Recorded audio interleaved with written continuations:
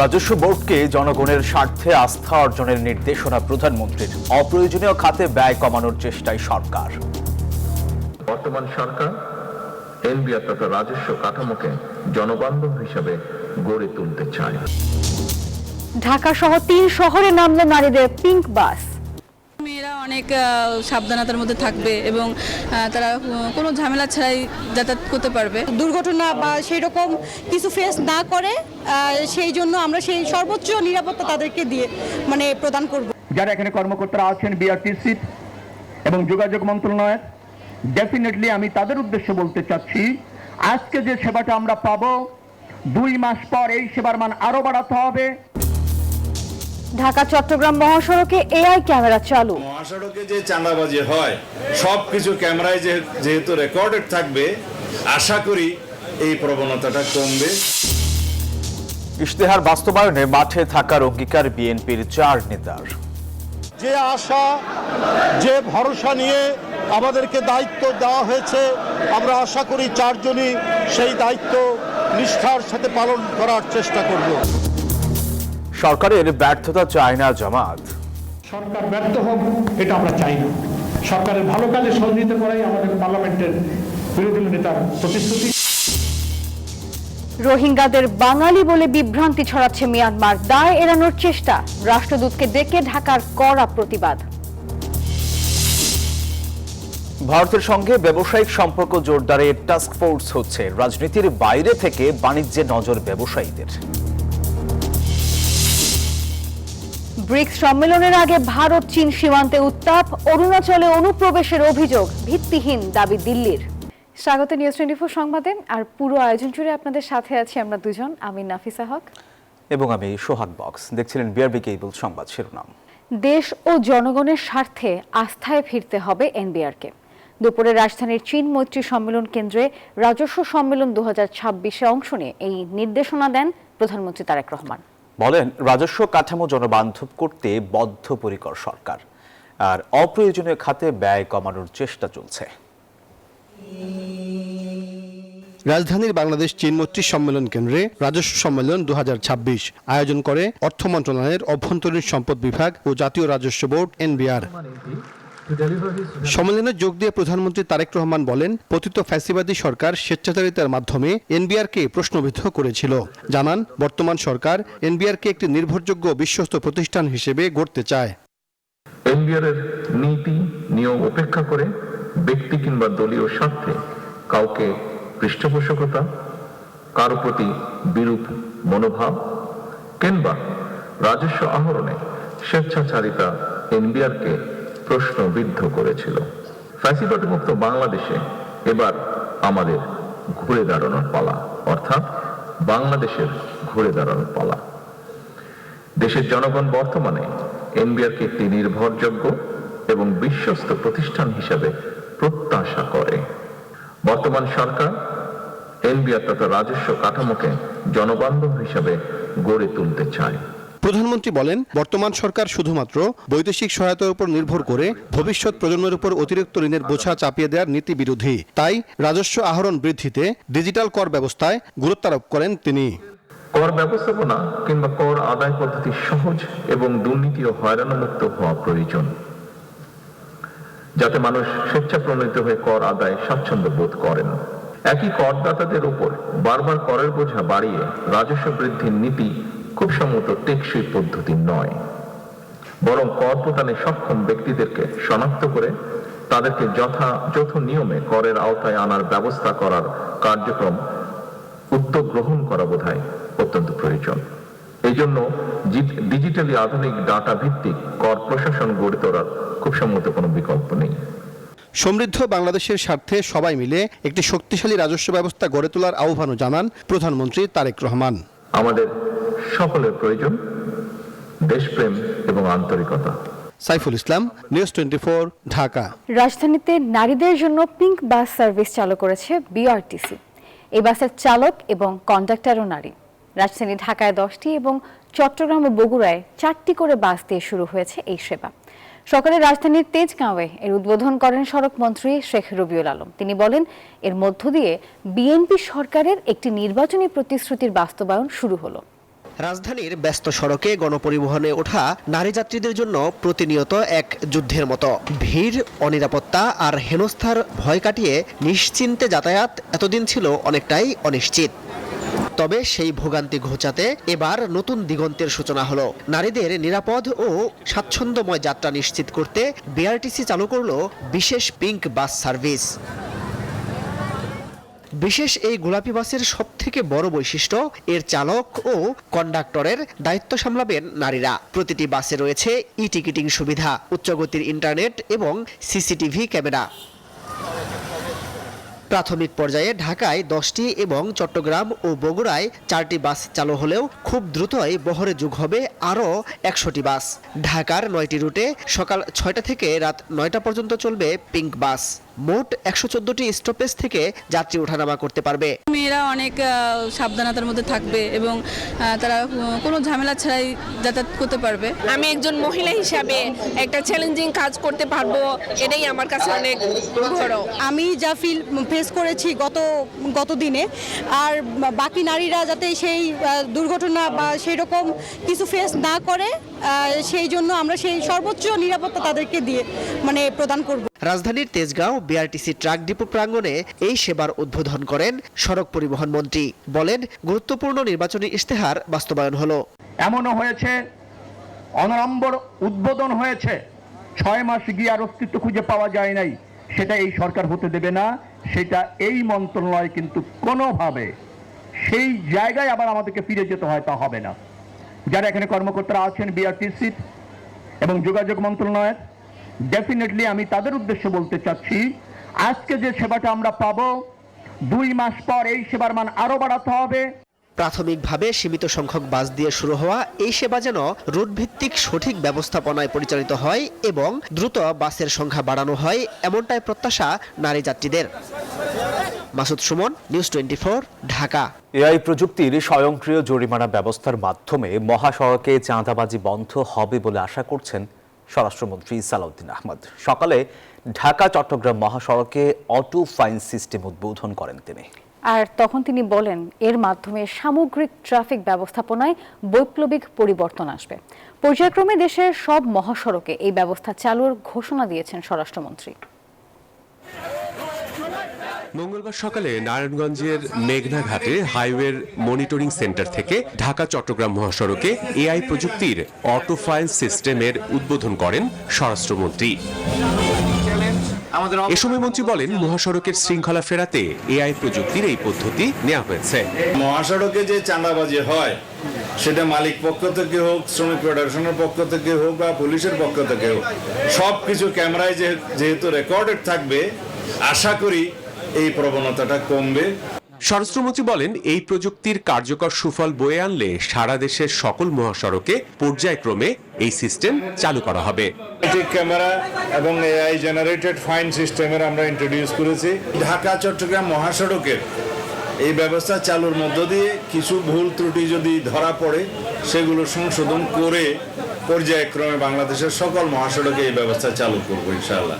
মহাসড়কে auto fine system চালু করায় সন্তোষ প্রকাশ করেন চালক সহ সংশ্লিষ্টরা।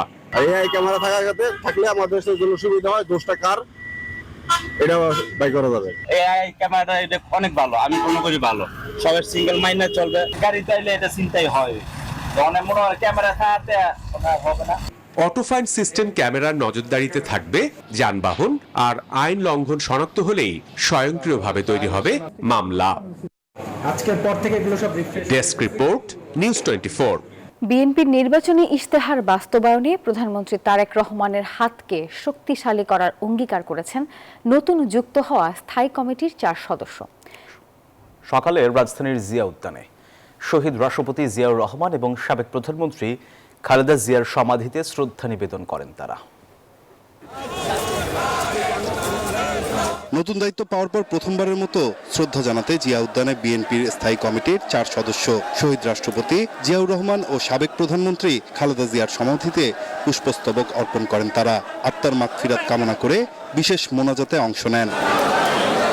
পরে স্থায়ী কমিটির নতুন সদস্যরা বলেন, জিয়াউর রহমান 3 বছরে যা করেছে, তারেক রহমান তার থেকে বেশি দ্রুত গতিতে দেশকে এগিয়ে নিয়ে যাচ্ছেন। শহীদ রাষ্ট্রপতি জিয়া রহমান তার 3 বছরে যে সমস্ত কর্মসূচি করছে এই দেশের জনগণের জন্য, আমার ধারণা ওনার ছেলে বর্তমান প্রধানমন্ত্রী তার চেয়ে দ্রুত গতিতে এগিয়ে যাচ্ছেন। প্রধানমন্ত্রী জনাব তারেক রহমান আমাদেরকে যে দায়িত্ব অর্পণ করেছেন, সেই দায়িত্ব অর্পণে যেন আমরা সফল কাম হই। রুহুল কবির রিজভী ও আমানুল্লাহ আমান বলেন, বিএনপির দর্শন ও আদর্শকে সামনে রেখে দেশ গড়ার কাজ করবে বর্তমান সরকার।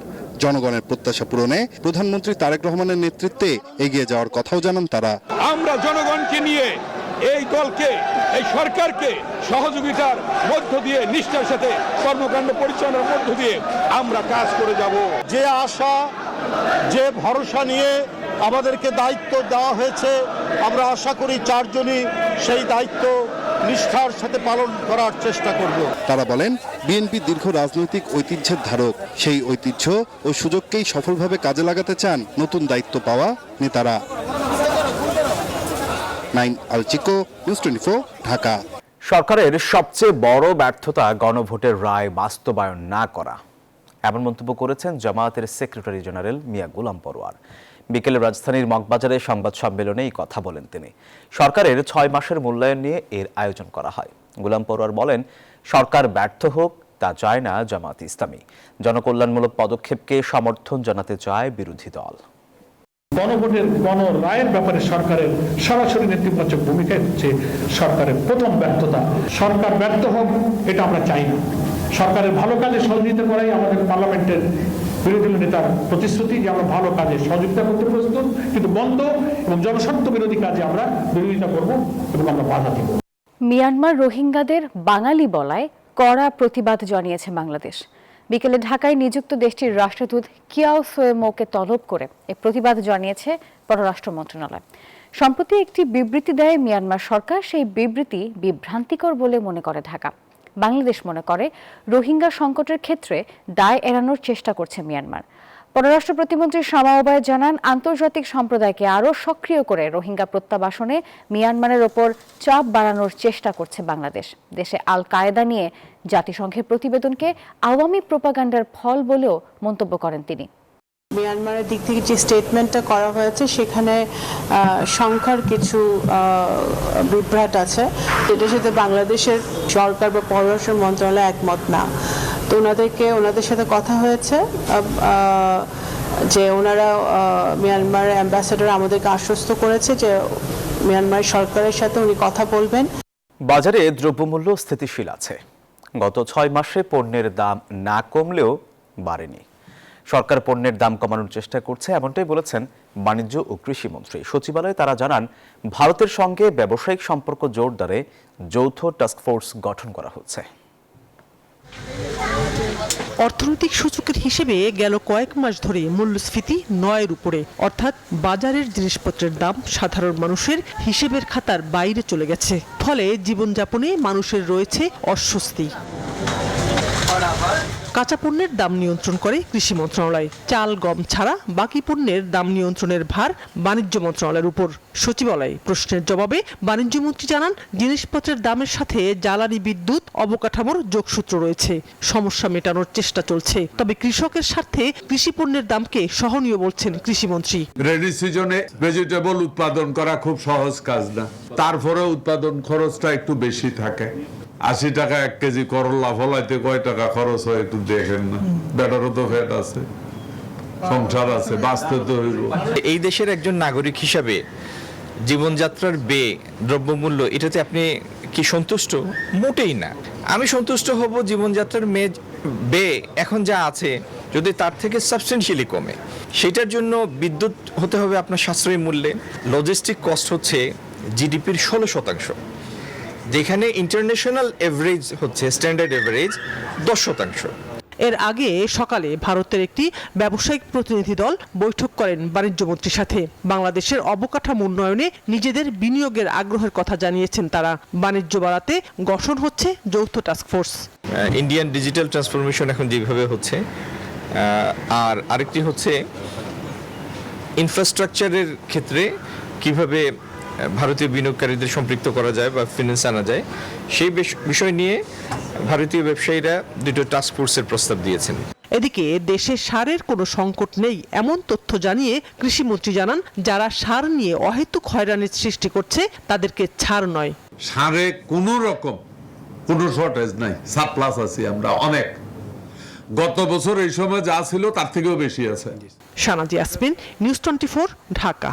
বাংলাদেশ ও ভারতের দ্বিপাক্ষিক বাণিজ্যকে রাজনৈতিক প্রভাব মুক্ত রাখার আহ্বান জানিয়েছেন দুই দেশের ব্যবসায়ীরা। বাংলাদেশ সফররত ভারতের শীর্ষ ব্যবসায়ী সংগঠন সিআইআই ও বাংলাদেশের এফবিসিসিআই এক যৌথ সংবাদ সম্মেলনে এই আহ্বান জানিয়েছে। দুই দেশের বাণিজ্য বাড়াতে দুইটি যৌথ B2B টাস্ক ফোর্স গঠনের প্রস্তাব দিয়েছে ভারত। আর আলোচনার মাধ্যমে শুল্ক এবং অশুল্ক বাধা দূর করে এসব উদ্যোগ বাস্তবায়ন চায় এফবিসিসিআই। বাংলাদেশের অন্যতম প্রধান বাণিজ্যিক অংশীদার ভারত, তবে গণ অভ্যুত্থান পরবর্তী সময়ে রাজনৈতিক টানাপোড়েনে হোঁচট খায় দুই দেশের দ্বিপাক্ষিক বাণিজ্য। হিসেব বলছে 2021-22 অর্থ বছরে দুদেশের বাণিজ্যের পরিমাণ ছিল $1,833 কোটি, 25-26 অর্থ বছরে যা নেমে এসেছে $1,234 কোটি, যেখানে বেশি ক্ষতি হয়েছে ভারতের। কেননা গত 5 বছরে বাংলাদেশে ভারতের রপ্তানি কমেছে $5.5 বিলিয়ন বা $564 কোটি বেশি। বাণিজ্যের এই ক্ষতি থেকে বাঁচতে সোমবার ঢাকায় ছুটে আসেন দেশটির 14 সদস্যের উচ্চ পর্যায়ের ব্যবসায়ী প্রতিনিধি দল। মঙ্গলবার বৈঠক করেন বাংলাদেশের শীর্ষ ব্যবসায়ী সংগঠন এফবিসিসিআই এর সাথে। পরে যৌথ সংবাদ সম্মেলনে ব্যবসা বাণিজ্যকে রাজনীতির বাইরে রেখে সামনের দিকে এগিয়ে নেওয়ার আহ্বান জানান ভারতের ব্যবসায়ীরা। Political processes have their own dynamics. It is important that as businessmen in the two countries we engage with each other energetically, positively and aggressively. দ্বিপাক্ষিক বাণিজ্য বাড়াতে অবকাঠামো, স্বাস্থ্য, এআই, সৌর বিদ্যুৎ ও সেমিকন্ডাক্টরের মতো 8টি সম্ভাবনাময় খাতে যৌথ গবেষণায় 2টি টাস্ক ফোর্স গঠনের প্রস্তাব দেন তারা। আমি 8-9টা সেক্টর আপনাদের সামনে রাখলাম। আই এম শিওর আরো একটা দুটো সেক্টর আছে যেটা মেনশন করলাম না। একটা টাস্ক ফোর্স করব যে much of this technologies are lying with the western world. ভারতের এই প্রস্তাবকে স্বাগত জানিয়েছে এফবিসিসিআই, তবে ভারতের দিক থেকে বিদ্যমান শুল্ক অশুল্ক বাধা দূর করার আহ্বান জানায় এফবিসিসিআই। ইন্ডিয়ার বাইরে মানে অনেক ফান্ড আছে যারা এইরকম ইনফ্রাস্ট্রাকচার ডেভেলপমেন্টে ইনভেস্ট করতে রেডি আছে। এখানে তুলনামূলকভাবে আমাদের উপকৃত হওয়ার মানে সম্ভাবনাটা আমি অনেস্টলি বলি যে আমার কাছে মনে হচ্ছে যে আমাদের স্কোপটা এখানে বেশি। ব্যবসায়ী নেতারা বলেন, দুই দেশের বাণিজ্য বাড়াতে বিদ্যমান সকল বাধা আলোচনার টেবিলে সমাধান সম্ভব। মানে সভা শেষ। ফারজানা রিয়া, নিউজ 24, ঢাকা। মানবিক ও সামাজিক উদ্যোগে বেসরকারি খাতকে সরকারের পক্ষ থেকে সর্বাত্মক সহযোগিতার আশ্বাস দিয়েছেন প্রধানমন্ত্রী তারেক রহমান। তিনি বলেন, সমাজের সবাই এগিয়ে এলে অনেক বড় সমস্যার সমাধান সম্ভব। দুপুরে সচিবালয়ে প্রধানমন্ত্রীর কার্যালয়ে সিলেট বিভাগের চা বাগান শ্রমিকদের মাঝে রেইনকোট বিতরণকালে এসব কথা বলেন তিনি। বেসরকারি খাতের সিএসআর তহবিলের সহায়তায় চা শ্রমিকদের 20,000 রেইনকোট বিতরণ করা হয়। শ্রীমঙ্গল ও কমলগঞ্জের 10 জন চা শ্রমিকের হাতে রেইনকোট তুলে দেন তিনি। শ্রমিকদের সার্বিক খোঁজ খবরও নেন সরকার প্রধান। 5 আগস্টের পর পালানো 690 বন্দী এখনো পলাতক বলে জানিয়েছেন কারা মহাপরিদর্শক। সকালে কারা সদর দপ্তরে সংবাদ সম্মেলনে কথা জানান তিনি বলেন, নরসিংদী কারাগার থেকে পালানো 166 জন বন্দীর নথি নেই কারা অধিদপ্তরের কাছে। পালানো 9 জঙ্গির 3 জন এখনো গ্রেপ্তার হয়নি। রাজধানীর বকশীবাজারে কারা অধিদপ্তরে সমসাময়িক ঘটনা ও বিভিন্ন কার্যক্রম নিয়ে আয়োজন করা হয় এই সংবাদ সম্মেলনের। এ সময় কারা মহাপরিদর্শক ব্রিগেডিয়ার জেনারেল সৈয়দ মোহাম্মদ মোতাহার হোসেন জানান, দেশের 75টি কারাগারে 98,000 বন্দী আছে, যা ধারণ ক্ষমতার দ্বিগুণ।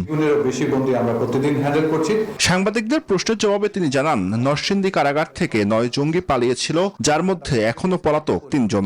বিভিন্ন জঙ্গি সংগঠনের যেগুলো আমাদের লিস্টে মানে যেগুলো বিভিন্ন জঙ্গি সংশ্লিষ্টর কারণে কারাগারে আটক ছিলেন, 9 জন বন্দী পালিয়ে গিয়েছিলেন।